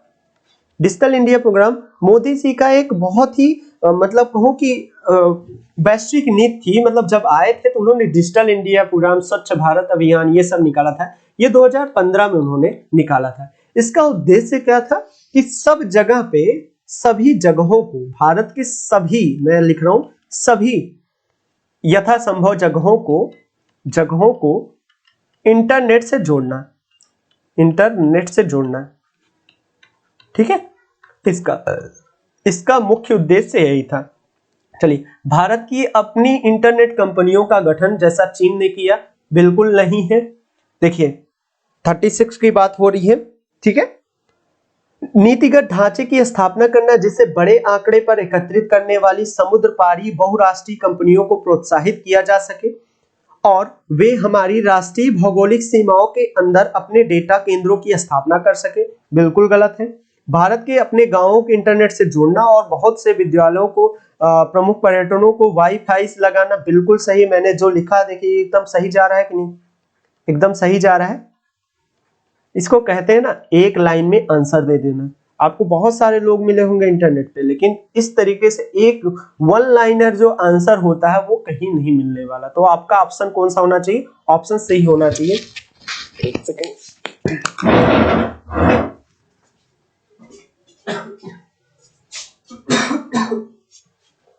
36 की बातें हो गई इंटरनेट से जोड़ना। मैंने कहा कि एक लाइन में ही आपको आंसर मिल गया कि नहीं भाई। अब चलिए आगे बढ़ते हैं। कहाँ बढ़ते हैं? 37 की तरफ दौड़ते हुए भागते हुए पहुंचते हैं। क्या कह रहा है? कह रहे हैं कि ये शहरों को सही से सुमेलित करना है। अपोलो सीरिया में है। बहुत ही उस समय 2017-18 में ये चर्चा का विषय रहा है। ठीक है, अपोलो सीरिया में है, याद करिएगा। किरकुर ये जो है ये है इराक में। ठीक है, तो ये गलत हो गया, दूसरा स्टेटमेंट, पहला सही है। मोसुल ये भी इराक में है। ठीक है, इराक का शहर है मोसुल। और मजार शरीफ जो है अफगानिस्तान का है। बिल्कुल सही है, मजार शरीफ अफगानिस्तान से संबंधित है मजार शरीफ। तो ये जो आपका ऑप्शन है पहला और चौथा सही होना चाहिए, ऑप्शन बी सही होना चाहिए। एक बार देख लिया जाए, ऑप्शन बी बिल्कुल सही है। तो आगे बढ़ते हैं, ऑप्शन 38 की तरफ चलते हैं। भारत शासन अधिनियम 1935 की बातें कर रही हैं। अगर आपने नहीं देखा होगा तो मैंने पॉलिटी इंट्रोडक्शन करके एक वीडियो डाली है, पॉलिटी इंट्रोडक्शन। बहुत ही गर्मी थी, मुझे आज भी याद है। वो क्लास मैंने बड़ी विषम परिस्थितियों में बनाई थी। करीब 55 से 60 मिनट की क्लास थी वो, जिसमें मैंने सारे अधिनियमों की चर्चा की है। जितने भी अधिनियम हैं भारत में यूरोपीय शक्ति आने से लेके आज तक 1947 के अधिनियम तक जितने भी अधिनियम है मैंने विस्तार से चर्चा किया था। एक भी चीजों को मैंने छोड़ा ही नहीं था। तो वहां पे आप देख सकते हो भारत शासन अधिनियम द्वारा संघ की अवशिष्ट शक्तियां किस पे निहित की गई थी? गवर्नर जनरल की। आप अगर लूसेंट भी पढ़ेंगे ना तो ये सवाल आप सही कर लेंगे, एकदम फैक्ट की बात है। लूसेंट से भी ये गवर्नर जनरल आपको मिल जाएगा। 38 हो गया। ठीक है भाई, आगे बढ़ा जाए। चलिए बढ़ते हैं 39 की बातें करते हैं, देखते हैं क्या है। विधानसभा का की अध्यक्ष यदि विधानसभा का की सदस्य नहीं रहता तो वह अपने पद पर रिक्त कर देगा। जब कभी विधानसभा का विघटन किया जाता है तो अध्यक्ष अपने पद पर तुरंत रिक्त कर देता है। देखिए, जब कोई सदस्य, ये बात आप समझिए, मैंने अभी जो पढ़ाया था, अगर कोई सदस्य एमएलए नहीं है, यानी मेंबर ऑफ लेजिस्लेटिव असेंबली, विधानसभा का सदस्य नहीं है, तो वो अधिकतम 6 माह तक मंत्री या अध्यक्ष बन सकता है। कितने? 6 माह तक। ठीक है, मंत्री बन सकता है। अध्यक्ष की बातें ना करूं तो ही ठीक रहेगा। वो मंत्री रह सकता है और अध्यक्ष भी बन सकता है, लेकिन अध्यक्ष बनने के लिए क्या है, अध्यक्ष का चुनाव कैसे होता है? उसी एमएलए के बीच में होता है। इस सवाल का नहीं हो सकता। अगर कोई मंत्री या अध्यक्ष अगर सदस्य नहीं है तो वो रिक्त करेगा। अगर अध्यक्ष सदस्य नहीं है तो उन्हें तुरंत रिक्त करना पड़ेगा। तो ये स्टेटमेंट सही है। दूसरा कह रहे हैं विधानसभा के विघटन के पश्चात अध्यक्ष अपने पद से तुरंत रिक्त नहीं करता। अगले सत्र की पहली बैठक के ठीक पहले तक रहता है। कब तक रहता है? तक प्रभावी रहता है। ठीक है, ये याद कर लीजिएगा। ये संसद और विधानसभा दोनों में सेम चीजें हैं, ये याद कर लीजिएगा। ये दोनों एकदम सेम चीजें हैं। ठीक है, तो ये ऑप्शन बिल्कुल गलत हो जाएगा। तो ऑप्शन कौन सा सही होगा? एक बार देखिए, ऑप्शन ए सही हो गया, ऑप्शन बी गलत हो गया। तो बचा कौन सा? ऑप्शन ए 39 का ए बिल्कुल सही है, 39 का ए सही है। चलिए आगे बढ़ते हैं, आते हैं 40 पे। विधि और स्वाधीनता के बीच में संबंध को पूछा है कि विधि और स्वाधीनता के बीच में संबंध को प्रतिरूपित करता है। क्या है विधि? अगर विधि नहीं है तो स्वाधीनता भी नहीं है। अगर सोचिए, कॉन्स्टिट्यूशन नहीं होता यानी संविधान नहीं होता। ठीक है, संविधान नहीं होता तो क्या हमें फंडामेंटल राइट्स यानी मौलिक अधिकार या मूल अधिकार जो कहूं, मौलिक नहीं, मूल ना लिख के मैं मौलिक ही लिखता हूं। कई लोगों के कमेंट आने लगते हैं, सर क्या बोल रहे हो आप, मौलिक अधिकार लिखूं, क्या संभव था? अब इसी से समझिए कि अगर कानून नहीं है कानून या विधि दोनों एक ही चीज है, इसी को लॉ बोलते हैं, ठीक है, इसी को एक्ट बोलते हैं, सब एक ही चीज है, बस थोड़े थोड़े अंतर है, कभी समझा दूंगा अलग से। अगर नहीं है, ये इंप्लाइज करता है अधिकार को, अधिकार को, स्वतंत्रता को, स्वतंत्रता को, ठीक है, स्वतंत्रता को, स्वतंत्रता को। तो आप इससे समझ सकते हो ना, अगर ये नहीं है तो ये भी नहीं, तू जो नहीं है तो मैं भी नहीं हूं, तो इसी से आप इसको कर सकते हो 40 का, ठीक है, कोई कंफ्यूजन गिला शिकवा नहीं होना चाहिए। चलिए आगे बढ़ते हैं, 41 पे आते हैं। 41 कह रहा है निम्नलिखित कथनों पर विचार कीजिए। किसी राज्य के राज्यसभा के विरुद्ध उसकी पदावधि के दौरान किसी न्यायालय में कोई दंडिक कार्यवाही नहीं की जा सकती।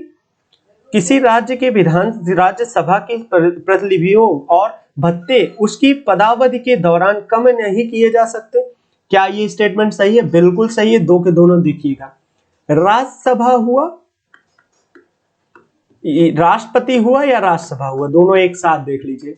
राष्ट्रपति हुआ, राज्यसभा हुआ, ये जो होते हैं ना, ये न्यायिक कार्यवाही से परे होते हैं, न्यायिक कार्यवाही से मुक्त होते हैं, न्यायिक कार्यवाही से मुक्त होते हैं, ठीक है, ये ध्यान रखिएगा। पहला स्टेटमेंट के ये ध्यान रखिएगा, इनके अधिकार है, इनके विशेषाधिकार होते हैं, ये विशेषाधिकार होते हैं, ठीक है।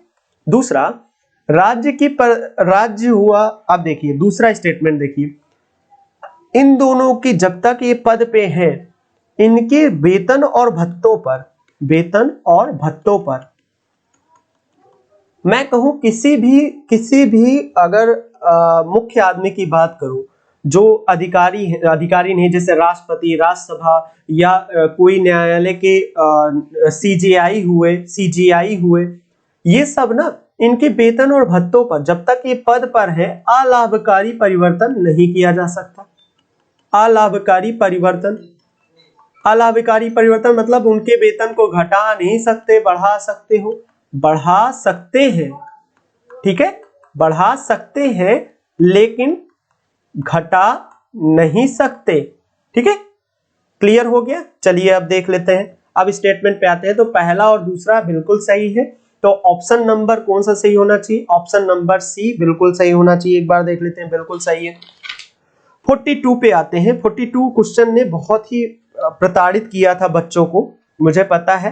42 पे 42 कह रहा है सुप्रसिद्ध वर्णी ठाड़ी चित्र वर्णी ठाड़ी किस शैली से संबंधित है? तो इसको सीधे याद कर लीजिए, किशनगढ़ शैली से है। ये आपको उसमें मिल जाएगा, नितिन सिंघानिया की बुक में साफ साफ लिखा गया है। नितिन सिंघानिया की बुक आपने पढ़ी होती तो आपके क्वेश्चन सही हो जाते अगर आपने दिया होगा, ठीक है। आगे चलिए आगे बढ़ता हूं मैं और आगे देखता हूं। कभी कभी समाचार पत्रों में उल्लेख किए जाने वाले terminal high ultimatum area defence क्या है? ठीक है, तो आप इसको ध्यान दीजिएगा। अमेरिकी मिसाइल प्रतिरोधी प्रणाली है ये। क्या है? अमेरिकी मिसाइल प्रतिरोधी प्रणाली है। 2017 और 18 के न्यूज़पेपर में चर्चा में था। और अगर मैं कहूं अमेरिका का या रूस का, रशिया का, जिसे रशिया कहते हैं, इनके मिसाइल हमेशा चर्चा के विषय में रहते हैं। अगर आपको साइंस एंड टेक तैयार करना है तो इनको पढ़ना जरूरी है। इंडिया के अलावा इन तीनों को पढ़ना आपके लिए उतना ही जरूरी है जितना सांस लेना, ये समझ लीजिएगा। आगे चलते हैं, आगे प्रश्न करते हैं। आगे कौन सा प्रश्न है? 44 पे आते हैं। ये बात हो रही त्यागराज की। भारतीय सांस्कृतिक इतिहास के संदर्भ में, किसके? भारतीय सांस्कृतिक इतिहास के संदर्भ में निम्नलिखित कथनों पर विचार कीजिए। त्यागराज अधिकांश मूर्तियां भगवान कृष्ण के लिए भक्ति गीत थी। त्यागराज ने अनेक नए रागों का सृजन किया। अन्नमाचार्य त्यागराज के समकालिक थे। अन्नमाचार्य कीर्तन भगवान वैकुंठेश्वर को समर्पित था। 44 की बातें हो रही है। 44 में क्या होना चाहिए? देखिए, ये भगवान कृष्ण का नहीं, भगवान राम के परम भक्त थे। ये भगवान राम के परम भक्त थे, ठीक है। किसके? भगवान राम के। तो इसलिए ये स्टेटमेंट जो है आपका बिल्कुल गलत हो जाएगा, क्योंकि ये त्यागराज की बात हो रही है। त्यागराज दक्षिण भारत के हैं, दक्षिण भारत के हैं। आप इनके बारे में गूगल कर लीजिए, यहाँ पे मैं बहुत विस्तार से नहीं बात कर रहा हूँ। त्यागराज है, भगवान राम से संबंधित है। त्यागराज ने अनेक नए रागों का सृजन किया। कौन सा? अनेक नए रागों का सृजन किया। क्या ये सही है? बिल्कुल सही है। अनेक नए रागों का सृजन किया था इन्होंने, तभी तो इनको हम पढ़ रहे हैं, तभी तो इनसे प्रश्न पूछा गया। अन्नमाचार्य त्यागराज के समकालिक थे, बिल्कुल गलत है, ये गलत है। अन्नमाचार्य कीर्तन भगवान वेंकटेश्वर के समर्पित थे, ये बिल्कुल सही है। अन्नमाचार्य ये भगवान वेंकटेश्वर से संबंधित थे।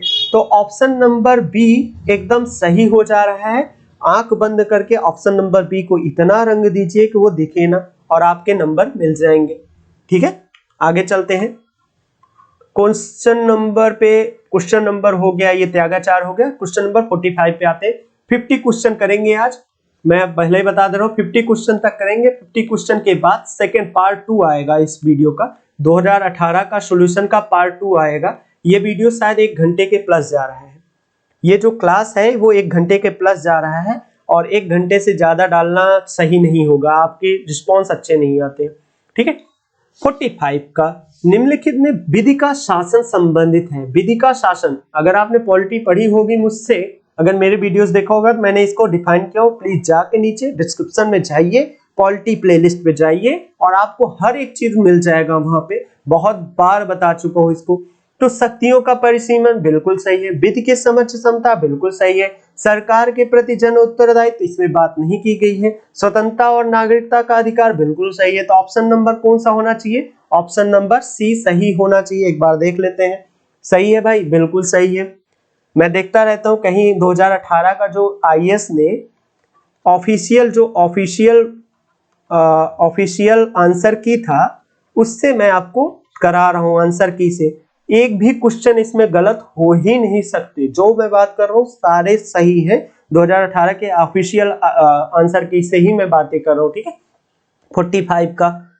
ठीक है, तो बिना वक्त को जाया किए आप देखिए और समझिए। 46 की बातें करते हैं।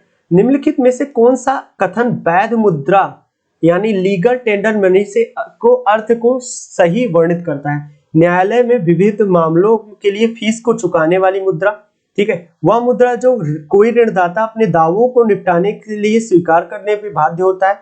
चेक, ड्राफ्ट, विनिमय बिल आदि के रूपों में बैंक मुद्रा। किसी देश में चलन में धातु मुद्रा। कौन सा होना चाहिए? 46 का कौन सा होना चाहिए? 46 का वह मुद्रा जो कोई ऋणदाता अपने दावों के निपटार स्वीकार करने के लिए बाध्य होता है। ऑप्शन बी बिल्कुल सही है। इसके लिए आपको इकोनॉमिक्स पढ़ना पड़ेगा। ठीक है, इकोनॉमिक्स ये लंबा टॉपिक है, मैं यहाँ पे डिफाइन नहीं कर रहा हूँ, मैं यहाँ पे डिफाइन नहीं करूँ, बड़ा लंबा टॉपिक है। ठीक है, आगे बातें करेंगे कभी मौका लगेगा तो। 47 की बात करते हैं। यदि सरकार द्वारा कोई वस्तु जनता को निःशुल्क उपलब्ध कराई जाती है तो विकल्प लागत शून्य होती है, विकल्प लागत की उपेक्षा की जाती है, विकल्प लागत को उत्पाद के उपभोक्ता से कर देने वाली जनता को अंतरिक्त किया जाता है, विकल्प लागत को जनता के उपभोक्ता के शासन के अंतरिक्त कर दिया जाता है। कौन सा होना चाहिए? 47 का फटाफट आंसर दीजिए। 47 का विकल्प लागत शून्य होता है। ठीक है, ऑप्शन दे रहे हैं जो आंसर की में दे रहे हैं, विकल्प लागत शून्य होता है। ठीक, ध्यान दीजिएगा, ए को इतना रंग दीजिए कि ये दिखे ही ना। क्वेश्चन गलत नहीं होना चाहिए भाई, अगर गलत हो रहा है तो कोई बात नहीं, डरने की जरूरत नहीं है, मैं बैठा हूं ना यहाँ पे। 48 निरपेक्ष और प्रति व्यक्ति वास्तविक जीएनपी की बातें हो रही है। सबसे स्टार्टिंग में इकोनॉमिक्स की यही पढ़ाया जाता है कि वृद्धि आर्थिक विकास की ऊंची दर को संकेत नहीं करती है। कौन से? अब देखिए ऑप्शन आपके स्क्रीन पे है, कौन सा सही होना चाहिए? 48 का देखिए, निर्धरता और बेरोजगारी में वृद्धि होती है।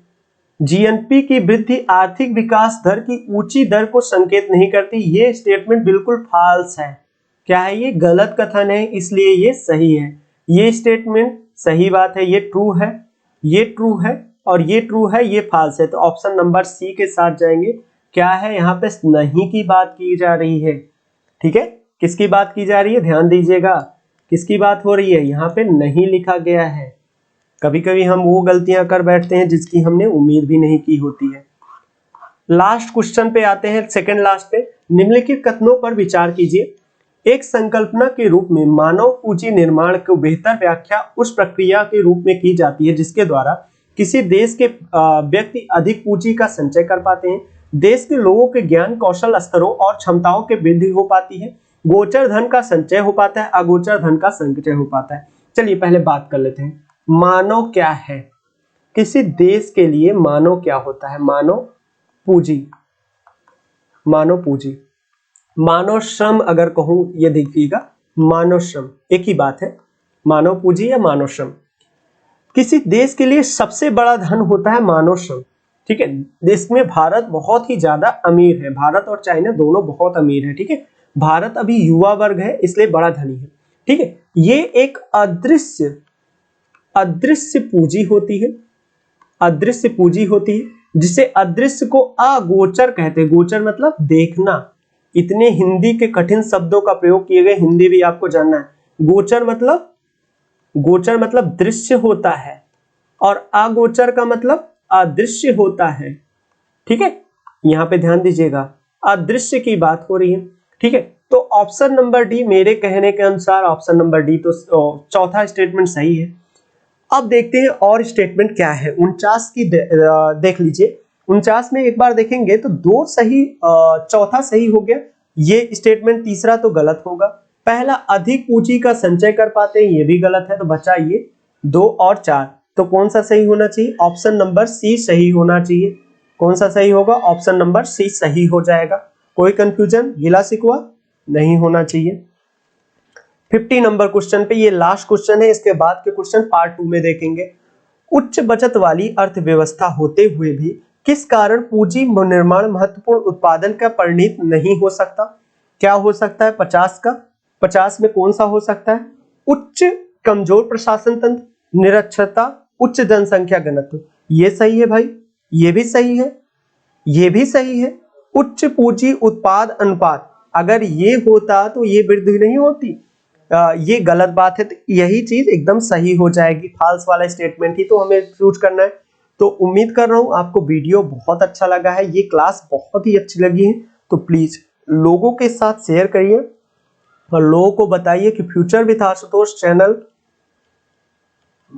क्या है, आईएएस और पीसीएस के लिए किस प्रकार हेल्पफुल है। आप अब मुझे बताने की जरूरत नहीं होनी चाहिए कि फ्यूचर विद आशुतोष में आपको क्या मिलेगा, आपको खुद पता चल गया होगा कि मैं कितनी क्लासेज आपको कर रहा हूं। एक बार डिस्क्रिप्शन देख लीजिए, मैंने करीब 130 क्लासेज अपलोड की हैं और 130 पे मैं गारंटी लेता हूं कि सारी इंपॉर्टेंट क्लासेज हैं।